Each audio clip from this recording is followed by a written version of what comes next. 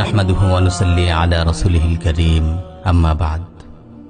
সম্মানিত ভাই ও বোনেরা, তাফাক্কুর ফি খালকিল্লাহ, আল্লাহর সৃষ্টি নিয়ে চিন্তা ফিকির করা অত্যন্ত ফজিলতপূর্ণ ইবাদত।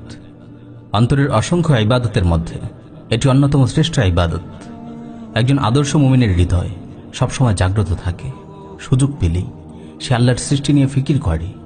গ্রহ নক্ষত্র ও ছায়াপথে সুশোভিত এই সুবিশাল জগৎ, প্রাকৃতিক সৌন্দর্যের আধার এই সবুজ পৃথিবী, অসংখ্য মানুষের এই বিচিত্র কোলাহল, নীল সাগরের দিগন্ত বিস্তৃত বিপুল জলরাশি, মাইলের পর মাইল চলে যাওয়া আকাশচুম্বী পর্বতমালা, মাথার উপর ছাদ হয়ে থাকা সনীল আসমান, বিচিত্র পশু পাখি ও গাছপালায় সমৃদ্ধ সবুজ বনানী মুমিনের বিমুগ্ধ হৃদয়ে ছড়িয়ে দেয় রাশি রাশি বিস্ময়। পাখির হাসি, ফুলের গান, বৃষ্টির রিমঝিম, ভোরের রক্তিম আভা, বিকেলের হিমেল হাওয়া তাকে কেমন আনমনা করে তোলে। মনের অজান্তেই সে বলে ওঠে, সুবহানাল্লাহ, কত মহান তুমি হে আমার রব। তোমার জন্যই যত গুণগান, তোমার জন্যই যত ভালোবাসা। জীবনেরও জগতের পড়তে পড়তে আল্লাহর অসীম কুদরত দেখে আল্লাহর প্রতি তার ঈমান ও তাওয়াক্কুল ক্রমশ বৃদ্ধি পেতে থাকে।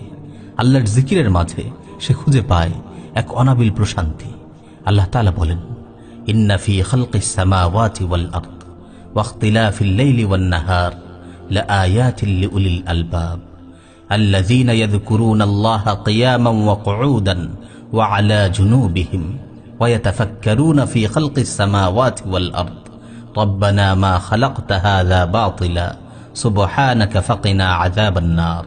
নিশ্চয়ই আসমান ও জমিন সৃষ্টিতে এবং রাত্রি ও দিনের আবর্তনে নিদর্শন রয়েছে বোধসম্পন্ন লোকদের জন্য, যারা দাঁড়িয়ে, বসে ও শায়িত অবস্থায় আল্লাহকে স্মরণ করে এবং চিন্তা ও গবেষণা করে আসমান ও জমিন সৃষ্টির বিষয়ে। তারা বলে, হে আমাদের রব, এসব আপনি অনর্থক সৃষ্টি করেননি, সকল পবিত্রতা আপনারই। অতএব আমাদেরকে আপনি জাহান্নামের শাস্তি থেকে রক্ষা করুন। সৃষ্টি জগতের মাঝে বান্দা আল্লাহর নিদর্শন খুঁজে পায়। একজন অশিক্ষিত সাধারণ মানুষও সৃষ্টি নিয়ে ফিকির করে উপলব্ধি করতে পারে মহান আল্লাহ রাব্বুল আলামিনের অস্তিত্ব। আরবের এক বেদুইনকে জিজ্ঞেস করা হয়, আল্লাহ যে আছেন তা তুমি কিভাবে বুঝতে পারলে? সে উত্তর দেয়, আল বা'রাতু তাদুল্লু আলাল বা'ীর ওয়াল আসারু ইয়াদুল্লু আলাল মাসীর ফাসামাউন যাতু আবরাজ ওয়া আরদুন যাতু ফিজাজ আফালা তাদুল্লু আলাল আলিয়্যিল খাবীর।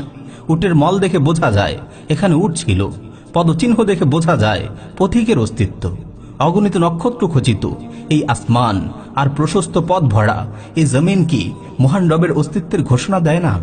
শুআবুল ঈমান গ্রন্থে ইমাম বাইহাকী রাহিমাহুল্লাহ সহিহ সনদে বর্ণনা করেছেন, হযরত আবু দারদা রাদিয়াল্লাহু তাআলা আনহু বলেন, তাফাক্কুরু সাআতিন খায়রুম মিন কিয়ামি লাইলা।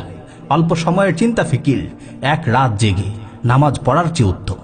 তাফাক্কুর মুমিনকে আল্লাহ তাআলার ইবাদতে উদ্বুদ্ধ করে, অন্তরে আল্লাহর মর্যাদা ও শ্রেষ্ঠত্বের উপলব্ধি জাগিয়ে তুলে।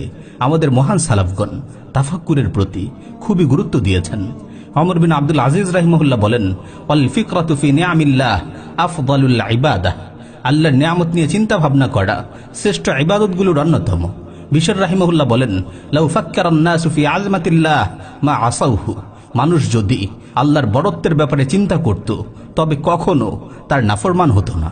আল্লাহ তাআলা আমাদের সবাইকে তাফাক্কুর ফি খালকিল্লাহ বা আল্লাহর সৃষ্টি নিয়ে চিন্তা ফিকির করার তৌফিক দান করুন, আমিন।